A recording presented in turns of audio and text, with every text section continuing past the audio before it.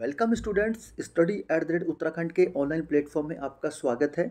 पर्यावरण एवं पारिस्थितिकी की क्लास हम लोग लेके चल रहे थे और उसमें हम लोगों ने लास्ट क्लास में जितने भी भारत के राष्ट्रीय उद्यान थे उनको हमने कवर किया था। और इस क्लास में मैंने आपको बताया है कि हम जो पार्ट 2 है हमारा इसे, और इसमें राष्ट्रीय जैव मंडल जो आरक्षित क्षेत्र है उनको कवर करेंगे। जैव मंडल आरक्षित क्षेत्र क्या होते हैं और इनका विन्यास किस प्रकार होता है, इसको हम कवर करेंगे क्वेश्चनों के माध्यम से। ठीक है, तो देखिए जो जैव मंडल आरक्षित क्षेत्र होते हैं उनमें क्या क्या हो सकता है। पर्यटन, शिक्षण, प्रशिक्षण आदि एक्टिविटी हो जाती हैं।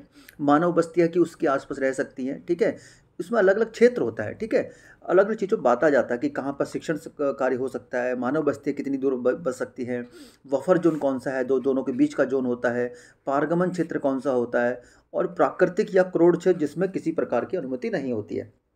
तो इस प्रकार से चित्र के माध्यम से दिखाया गया आपको। ठीक है, दूसरी बात, जो जैवमंडल आरक्षित क्षेत्र होते हैं वो आनुवंशिक विभिन्नता से संबंधित होते हैं। ठीक है, इनमें जीवों की आनुवंशिकता को बनाए रखने के लिए उन्हें संरक्षण प्रदान किया जाता है, उनको प्राकृतिक पर्यावास प्रदान उनको किया जाता है। ठीक है, और सबसे जो महत्वपूर्ण बात है ये आपको जानने योग्य है कि भारत में अब तक 18 जैवमंडल आरक्षित क्षेत्र स्थापित किए गए हैं। ठीक है, ये 2023 तक का डाटा है और इसमें से 12 को यूनेस्को ने जैवमंडल आरक्षित क्षेत्रों में ये विश्व सूची में शामिल किया है। ठीक है, जिनमें से नीलगिरी, नंदा देवी, सुंदरवन, मन्नार की खाड़ी, नोकरेक, पंचमढ़ी, सिमलीपाल, अचानकमार, अमरकंटक, ग्रेट निकोबार, अगस्तमलाई, कंचनजंगा व पन्ना है। ठीक है, इनको आप याद रखेंगे और इन्हीं प्रकार से आगे क्वेश्चन बनते हैं। ठीक, तो पहला जो ऑप्शन है, हमारा पहला क्वेश्चन है, जैवमंडल आरक्षित परिक्षण क्षेत्र क्या है? क्या वो घास के स्थल होते हैं, क्या वो कृषि उत्पादन के क्षेत्र होते हैं, या वायुमंडलीय संतुलन के होते हैं? तो अधिकतर बच्चों में कन्फ्यूजन जहाँ तक होगा ये वाला होगा, वायुमंडलीय संतुलन के या आनुवंशिक विभिन्नता के। ठीक है, तो जस्ट मैंने अभी कवर किया था। तो जैवमंडल जो आरक्षित परीक्षण क्षेत्र होते हैं वो आनुवंशिक विभिन्नता के क्षेत्र होते हैं। ठीक है, इसको याद रखिएगा, ऑप्शन डी इसका सही हो जाएगा।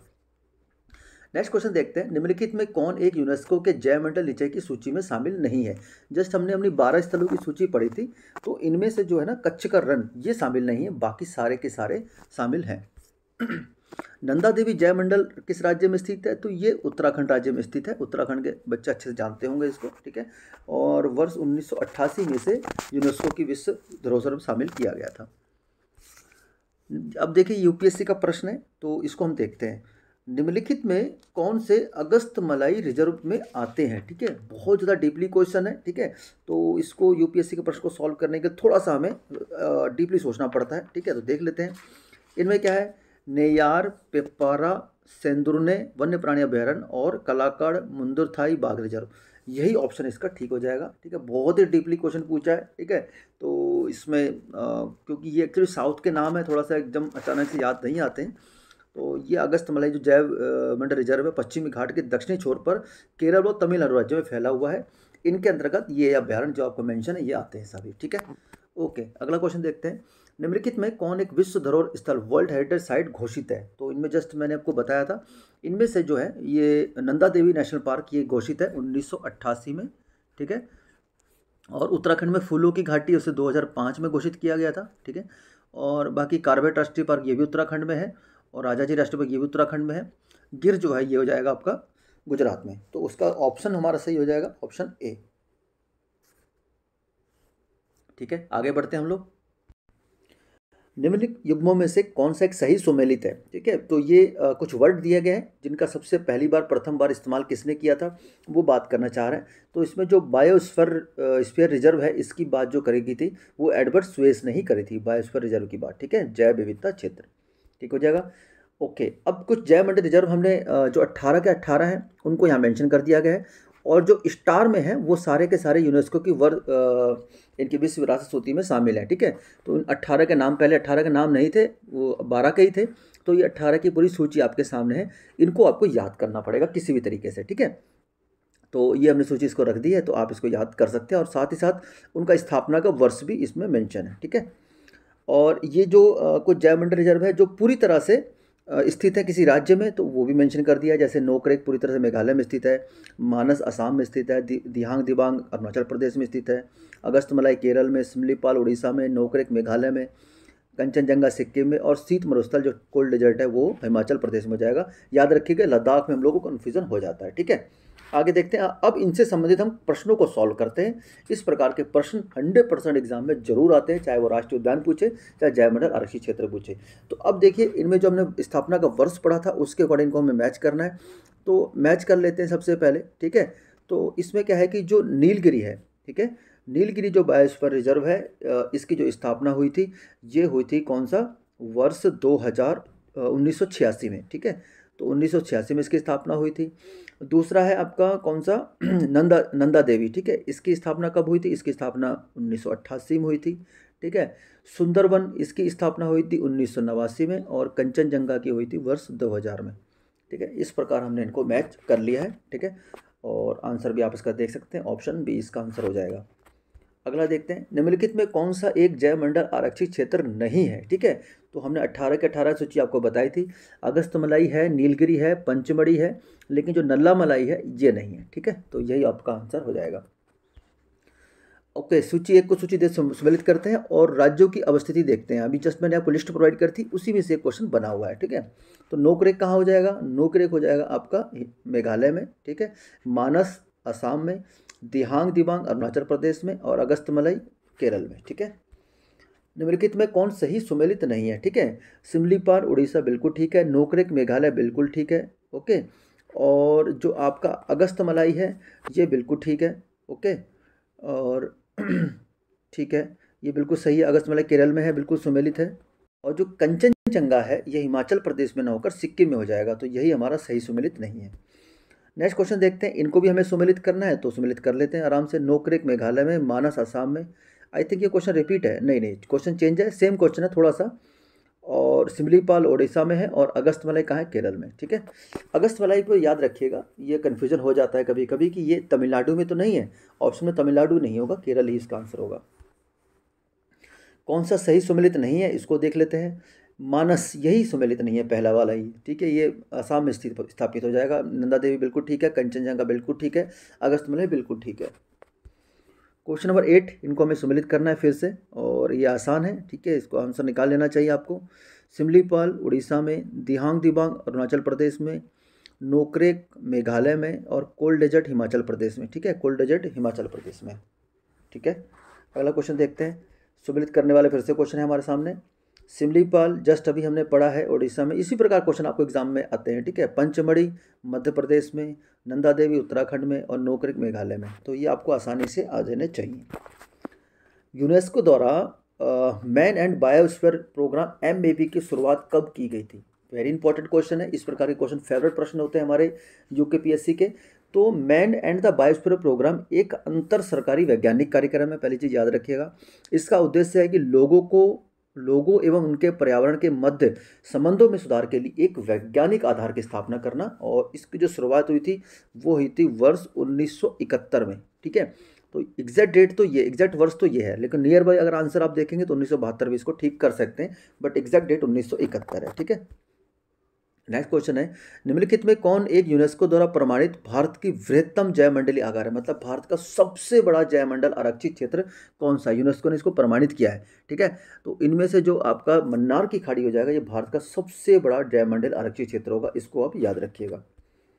क्षेत्रफल की दृष्टि से निम्नलिखित जैवमंडल रिजर्व का घटता हुआ क्रम क्या होगा। सबसे बड़ा तो हमने पढ़ लिया मन्नार की खाड़ी, ठीक है।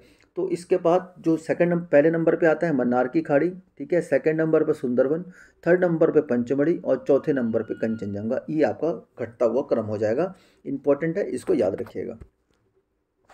ओके, अब कुछ वन्य जीव अभ्यारण्य इनकी हमने लिस्ट ऐड करी है, और इनका जो राज्य में कहाँ कहाँ पे स्थित है वो देख लीजिए। सिमलीपाल उड़ीसा, नोकरेक मेघालय, दिहांग दिबांग अरुणाचल प्रदेश, गर्म पानी असम में, इंपॉर्टेंट है, ठीक है। नामदफा अरुणाचल प्रदेश, पाखल इंपॉर्टेंट है, ये इंपॉर्टेंट है। सरिस्का राजस्थान, महुआ डांड भेड़िया ये इंपॉर्टेंट है। केवलादेव घाना बहुत कॉमन है। जंगली गधों का अभ्यारण्य गुजरात, पेरियार वन्य जीव अभ्यारण्य ये भी इंपॉर्टेंट है। तो ये कुछ इंपॉर्टेंट आपको लिस्ट ऐड करी हुई, इन्हीं के आधार पर अब क्वेश्चन आएंगे आपके सामने, ठीक है। तो पहला है पेरियार गेम अभ्यारण्य, ठीक है। तो ये किसके लिए प्रसिद्ध है, पेरियार का, ठीक है। तो ये पेरियार जो है ये जंगली हाथी के लिए प्रसिद्ध है, ठीक है, याद रखिएगा, जंगली हाथियों के लिए। नेक्स्ट देखते हैं, जंगली गधों का जो अभ्यारण्य है वो कहाँ पर स्थित है, तो गुजरात के कच्छ के रण में इनका अभ्यारण्य स्थित है। ओके, अब इनको जीव अभ्यारण्य है और इनको समवर्ती राज्य हैं, उनको हमें मैच करना है, ठीक है। तो इनको मैच कर लेते हैं हम लोग, ठीक है।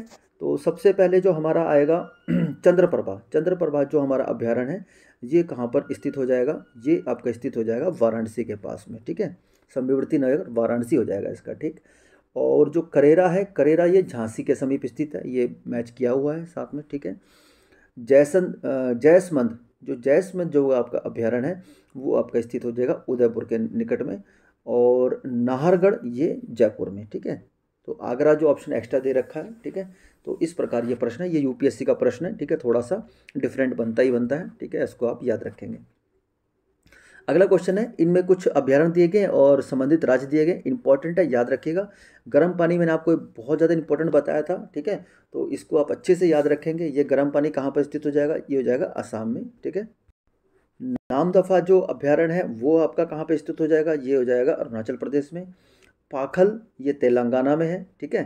तो अभी इन्होंने आंध्र प्रदेश ऑप्शन में दे रखा है, तो लेकिन ये है एग्जैक्टली तेलंगाना, ठीक है। इसको तेलंगाना कर लेंगे, ठीक है, तेलंगाना। और सरिस्का ये राजस्थान में है, ठीक है। तो इस प्रकार हमने इसको मैच कर लिया है। दोबारा मैच कर देते हैं आपके लिए, ठीक है। ये देखिए, गर्म पानी आसाम में, ठीक है, नामदफा अरुणाचल प्रदेश में, पाखल तेलंगाना आंध्र प्रदेश में, और सरिस्का राजस्थान में, ठीक है। अगला क्वेश्चन, असम में मानस अभ्यारण्य किसके लिए जाना जाता है, ठीक है। तो मानस जो अभ्यारण्य है वो बेसिकली जाना जाता है बाघ के लिए, ठीक है। ओके, अगला देखते हैं। बेसिकली देखिए, ये है तो एक सींग वाले गेंडों के लिए प्रसिद्ध, लेकिन एक सींग वाला गेंडा अगर यहाँ पे नहीं है तो यहाँ पे बाघ भी विशेष रूप से बाघ भी पाए जाते हैं, ठीक है। आपने मानस अभ्यारण्य एक सींग गेंडों के लिए सुना होगा, लेकिन यहाँ पर बाघ के लिए भी पाए जाते हैं। तो ऑप्शन में तो एक सींग वाला गेंडा नहीं है, तो बाघ ही होगा, ठीक है। ओके, अब देखते हैं अगला क्वेश्चन। कुछ वन्य जीव अभ्यारण्य दिए गए हैं और उनको हमें मैच करना है। तो देखिए, दाची गाम जो वन्य जीव अभ्यारण्य है वो जम्मू कश्मीर में अवस्थित हो जाएगा, ठीक है। केवला देव घाना पक्षी अभ्यारण्य ये राजस्थान में स्थित है। कान्हा राष्ट्रीय पार्क मध्य प्रदेश में स्थित है, और पेरियार जो है ये केरल में स्थित हो जाएगा, ठीक है। ओके, अगला क्वेश्चन देखते हैं। अब आपको कुछ वन्य जीव अभ्यारण्य दिए गए, इंपॉर्टेंट हैं, ठीक है। और ये आपके एग्जाम में इस प्रकार से आजकल क्वेश्चन बन जाते हैं। तो जो मोकाम्बिका जो वन्य जीव अभ्यारण्य है वो कर्नाटक में ही स्थित है, ये बिल्कुल ठीक है। डालमा है ये भी झारखंड में स्थित है। नैयर जो है वो छत्तीसगढ़ में ना स्थित होकर केरल में हो जाएगा, ठीक है। और यही हमारा सही उत्तर भी हो जाएगा, ठीक है। और कोटीगांव जो है ये गोवा में स्थित है, ठीक है। तो ये सही है। तो हमारा मैच कौन सा नहीं था, नैयर, ठीक है, याद रखेंगे। गिर के शेरों को रखे जाने हेतु किस राष्ट्रीय पार्क अभ्यारण्य का चयन किया गया है, ठीक है। तो गिर के जो शेर है इनको जो ये 2008 का प्रश्न है, ठीक है। और जो कुनो नेशनल पार्क है ना, जिसमें अभी नामीबिया से और दक्षिण अफ्रीका चीता लाया गया है, उन्हीं को यहाँ पे शेरों को रखा चयन भी किया गया है, और चीतों को भी यहीं पे रखा गया है। ये करंट का भी क्वेश्चन आपके लिए बन जाता है। यही आंसर हो जाएगा, पालपुर कुनो, ठीक है। क्वेश्चन नंबर 16 हमारे सामने ये है, अस्कोट वन्यजीव सेंचुरी किस जनपद में है। तो ये उत्तराखंड के बच्चों के लिए बड़ा आसान होना चाहिए, ठीक है। तो उत्तराखंड के का पिथौरागढ़ जनपद में स्थित है, जहाँ पर कस्तूरी मृग का संरक्षण किया जाता है, ठीक है। ओके, और अगला है क्वेश्चन, निम्नलिखित में कौन ऐसे सर्वाधिक संभावनीय स्थान है जहाँ पर कस्तूरी मृग अपने प्राकृतिक आवास में मिल सकता है। तो उत्तराखंड के जो अभ्यर्थी हैं वो तो इसका आंसर बड़े आराम से निकाल लेंगे, ठीक है। तो आपको इसका उत्तर पता होगा। जो अस्कोट वन्यजीव अभ्यारण्य है और गंगोत्री राष्ट्रीय उद्यान है, यहाँ पर कस्तूरी मृग के संरक्षण के लिए वन्यजीव अभ्यारण्य बनाए गए हैं। तो ऑप्शन ए ठीक हो जाएगा। यूपीएससी का प्रश्न 2020 का। उत्तराखंड में किस वन्य विहार समूह की स्थिति पश्चिम से पूर्व की ओर सही है। तो पश्चिम से पूर्व की ओर जाएंगे हम लोग, ठीक है। तो पश्चिम से पूर्व, सबसे पहले पश्चिम में आप उत्तरकाशी ले लेंगे, फिर चमोली ले लेंगे, ठीक है। फिर उसके बाद अल्मोड़ा पिथौरागढ़ आता है। आप जानते हो कि उत्तराखंड की अवस्थिति, अगर उत्तराखंड मैप आपके दिमाग में अच्छे से होगा तो सबसे पहले इसमें आएगा केदारनाथ, ठीक है, फिर नंदा देवी, फिर बिनसर, फिर अस्कोट, ठीक है। तो इसका आंसर हो जाएगा ऑप्शन सी। केदारनाथ वन्यजीव अभ्यारण्य किस जंतु के संरक्षण हेतु स्थापित किया गया है। तो बड़े आसान प्रश्न है ये वाला। हिमालय कस्तूरी मृग के संरक्षण के लिए स्थापित किया गया है। शुक्ला फांटा वन्य जीव अभ्यारण्य किस राज्य कहाँ स्थित है, वेरी मोस्ट इंपॉर्टेंट। इस प्रकार क्वेश्चन एग्जाम में बनते हैं। 2016 यूपी पीसी से बना हुआ मेंस का। शुक्ला फांटा वन्य जीव अभ्यारण्य कहाँ पर स्थित है। तो इसकी जो स्थिति है ये नेपाल राज्य में स्थित हो जाएगा, नेपाल देश में, ठीक है। हाल ही में चीन ने सकतेंग वन्यजीव अभयारण्य के आसपास के क्षेत्रों पर अधिकारों को दावा किया है। यह दावा करते हुए यह विवादित क्षेत्र है, यह वन्यजीव अभयारण्य कहाँ स्थित है, ठीक है। तो जैसा आपको पता है कि चीन अपने बकलोली के कारण नए नए जगहों का दावा करता रहता है, ठीक है। और इसी प्रकार एक क्वेश्चन बना दिया गया 2022 में, करंट का क्वेश्चन भी है। सकतेंग वन्यजीव अभयारण्य, तो यहाँ पे उसने दावा किया है। पहले तो ज़मीन पे दावा करता था, अब वन्यजीव अभयारण्य पे दावा कर रहा है, ठीक है। तो ये कहाँ पे स्थित है, ये भूटान में स्थित है, ठीक है, याद रखिएगा।